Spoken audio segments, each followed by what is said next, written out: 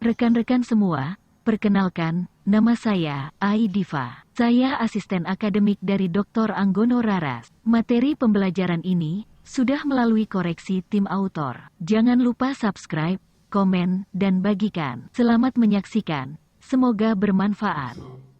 Rekan-rekan semua, 3. Asosiasi lain secara tidak langsung ditransfer ke merek dengan menautkannya ke entitas lain, seseorang, tempat, atau hal.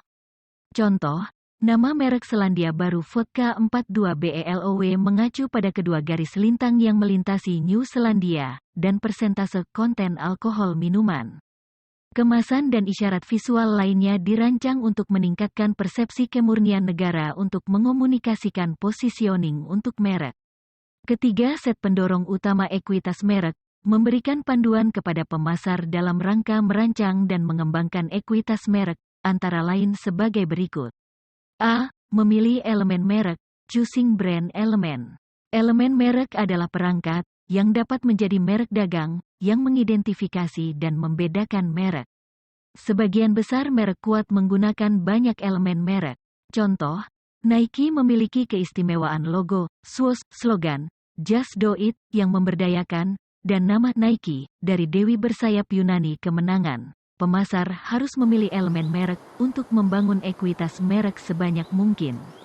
Memilih elemen merek dapat dilakukan dengan cara melakukan pengujian atau tes kepada konsumen tentang apa yang akan dipikirkan atau dirasakan konsumen tentang produk jika hanya elemen merek yang mereka ketahui. Berdasarkan namanya saja, untuk misalnya, konsumen mungkin mengharapkan produk Snackwell menjadi makanan ringan yang sehat atau Panasonic Tobook merupakan komputer laptop yang awet dan dapat diandalkan. Rekan-rekan semua, kriteria elemen merek. Memilih elemen sebuah merek, maka pemasar dapat mengacu pada 6 kriteria untuk memilih elemen merek, yaitu, first 3, berkesan, bermakna, dan disukai, adalah pengembangan merek. Selanjutnya latter 3, dapat ditransfer, dapat disesuaikan, dan dilindungi. Bersifat defensif dan membantu meningkatkan dan menjaga ekuitas merek terhadap tantangan. Adapun keenam kriteria dalam pemilihan elemen merek adalah sebagai berikut. 1. Berkesan. Seberapa mudah konsumen mengingat dan mengenali elemen merek, dan kapan, pada kedua pembelian dan konsumsi. Nama pendek seperti Tide, Crash, dan Puff adalah elemen merek yang mudah diingat. 2. Bermakna, apakah elemen merek dapat dipercaya? Apakah itu menyarankan kategori yang sesuai dan bahan produk atau tipe orang yang mungkin menggunakan merek? Pertimbangkan makna yang melekat pada nama-nama seperti baterai mobil Diehard, lilin lantai mop dan glow, dan hidangan ringan Lean Cuisine rendah kalori. 3. Menyenangkan, seberapa menarik elemen merek secara estetika? Tren terbaru adalah untuk nama-nama lucu yang juga menawarkan URL yang tersedia, terutama untuk merek online seperti Flickr, Instagram, Pinterest, Tumblr, Dropbox, dan lainnya. Rekan-rekan semua, 4. Dapat ditransfer. Dapatkah elemen merek memperkenalkan produk baru dalam kategori yang sama atau berbeda? Apakah ini menambah untuk ekuitas merek melintasi batas-batas geografis dan segmen pasar? Meskipun awalnya penjual buku online, Amazon.com cukup pintar untuk tidak menyebut dirinya buku RUS. Amazon terkenal sebagai yang terbesar di dunia, dan namanya menunjukkan beragam produk yang luar biasa beragam yang kini dijual perusahaan. 5. Adaptable. Seberapa mudah beradaptasi dan dapat diperbarui elemen-elemen merek? Logo dapat dengan mudah diperbarui. Selama 100 tahun logo Shell telah diperbarui 10 kali. 6. Dilindungi. Seberapa dilindungi elemen merek? Bagaimana dilindungi secara kompetitif? Kapan nama itu dalam bahaya menjadi identik dengan kategori produk, seperti yang terjadi pada Kleenex, Kitty Litter, Jell-O, Scotch Tape, Xerox, dan Fiberglass? Pembuatnya harus mempertahankan hak merek dagangnya dan tidak mengizinkannya merek menjadi generik. Rekan-rekan semua, mengembangkan elemen merek, developing brand element, elemen merek dapat memainkan peranan penting pada saat pelanggan tidak memperoleh informasi yang lengkap ketika mengambil keputusan pembelian produk. Pemilihan nama yang bermakna akan sulit dibedakan oleh pelanggan, Akan tetapi dengan adanya elemen merek maka pelanggan akan mudah membedakan sebuah merek dengan merek yang lain, karena elemen merek secara persuasif mampu mendeskripsikan makna sebuah merek. Adapun elemen merek yang sering digunakan oleh pemasar, antara lain simbol dan slogan, kesukaan, likability, terhadap elemen merek, dapat meningkatkan kesadaran dan asosiasi merek. Beberapa kasus pemasaran menyebutkan bahwa elemen merek digambarkan sebagai karakter dari sebuah merek yang akan memberikan keuntungan kepada pemasar saat mereka menawarkan produknya ke pasar sasaran, konsumen. Elemen merek merupakan karakteristik tidak berwujud dari sebuah merek yang secara konkret, yang mungkin kurang menggambarkan sebuah manfaat. Beberapa perusahaan asuransi menggunakan simbol kekuatan untuk merek mereka. Contoh, The Rock of Gibraltar, simbol merek yang digunakan oleh perusahaan asuransi Prudential. Rekan-rekan semua, mengembangkan elemen merek, developing brand element, elemen merek dapat memainkan peranan penting pada saat pelanggan tidak memperoleh informasi yang lengkap ketika mengambil keputusan pembelian produk. Pemilihan nama yang bermakna akan sulit dibedakan oleh pelanggan. Akan tetapi dengan adanya elemen merek maka pelanggan akan mudah membedakan sebuah merek dengan merek yang lain, karena elemen merek secara persuasif mampu mendeskripsikan makna sebuah merek. Adapun elemen merek yang sering digunakan oleh pemasar, antara lain simbol dan slogan, kesukaan, likability, terhadap elemen merek, dapat meningkatkan kesadaran dan asosiasi merek. Beberapa kasus pemasaran menyebutkan bahwa elemen merek digambarkan sebagai karakter dari sebuah merek yang akan memberikan keuntungan kepada pemasar saat mereka menawarkan produknya ke pasar sasaran, konsumen. Elemen merek merupakan karakteristik tidak berwujud dari sebuah merek yang secara konkret, yang mungkin kurang menggambarkan sebuah manfaat. Beberapa perusahaan asuransi menggunakan simbol kekuatan untuk merek mereka. Contoh, The Rock of Gibraltar, simbol merek yang digunakan oleh perusahaan asuransi Prudential. Rekan-rekan semua, berdasarkan kondisi tersebut, maka pemasar atau perusahaan harus mengelola kegiatan interaksi antara merek dengan konsumen atau pasar sasaran. Hal ini disebabkan karena setiap upaya interaksi merek dengan konsumen akan berdampak terhadap pengetahuan, pikiran dan perasaan terhadap merek yang kita tawarkan. Kegiatan pemasaran holistik bertujuan untuk menciptakan kontak merek dan membangun ekuitas merek, antara lain dengan mengembangkan kegiatan pemasaran secara online, bekerja sama dengan komunitas, melakukan pameran, serta event marketing, sponsorship, kunjungan industri, public relation dan social marketing. Brand linking, asosiasi sekunder merek. Menciptakan dan membangun ekuitas merek dapat dilakukan dengan cara mengaitkan merek, brand linking, dengan informasi lain yang sejalan dengan makna yang dipahami oleh konsumen. Brand linking menjelaskan bahwa beberapa hal dapat dijadikan sebagai informasi tambahan bagi konsumen dalam memahami makna sebuah merek.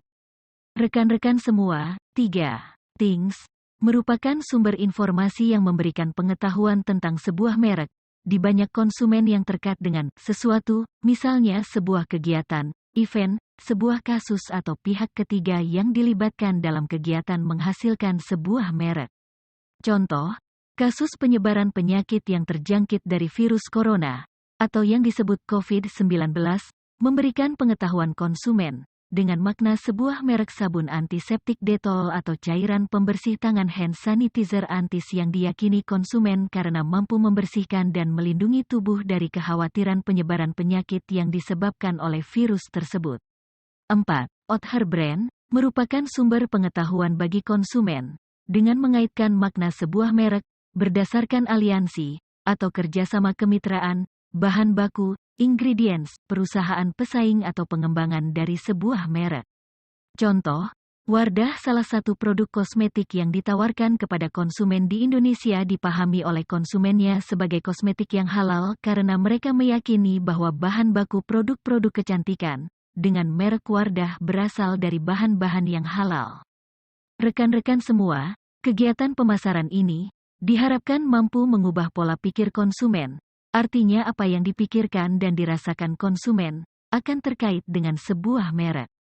Selanjutnya pola pikir atau pengetahuan konsumen tersebut akan mempengaruhi perilaku konsumen, dan sebagai gambaran konsumen merespon marketing stimuli yang dilakukan pemasar, baik yang terkait dengan produk, harga, saluran, komunikasi dan menghasilkan pangsa pasar dan keuntungan dari sebuah merek. Terakhir, kinerja merek yang dihasilkan menjadi sebuah pertimbangan bagi pemegang saham untuk melakukan kegiatan peningkatan nilai perusahaan melalui pengembangan kegiatan pemasaran yang holistik dan terintegrasi.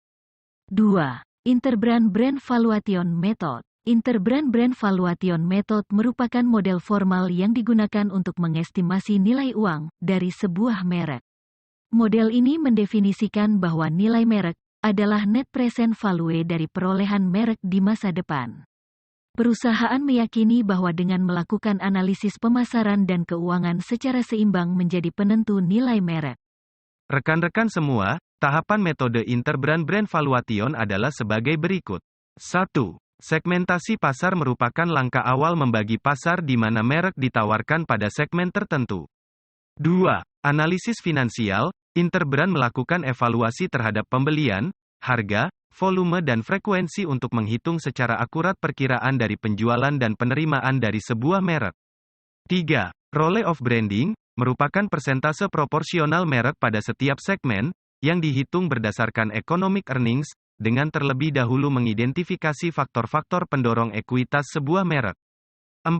Brand strength, merupakan tahapan evaluasi struktur dan tolok ukur keunggulan merek berdasarkan kejelasan merek, komitmen merek, perlindungan merek, tingkat respon merek, tingkat otentisitas merek, relevansi merek, tingkat konsistensi merek, keberadaan merek dan pemahaman merek.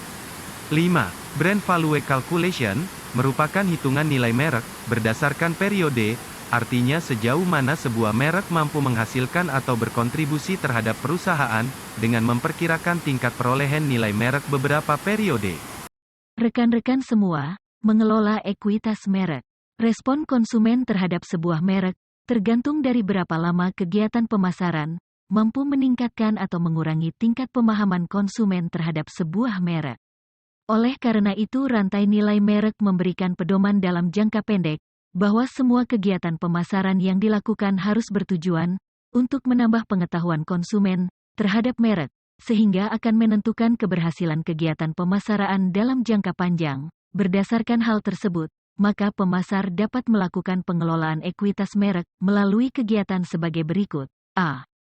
Brand reinforcement, pemasar dapat melakukan penguatan kembali ekuitas merek dengan cara 1.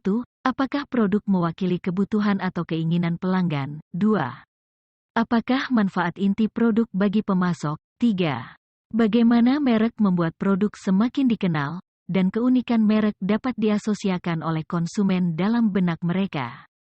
Contoh, Nivea adalah salah satu merek kuat, dengan melakukan pengembangan dan penguatan merek di benak konsumennya, dari sekedar merek krim kulit menjadi merek perawatan kulit dan merek produk untuk perawatan pribadi.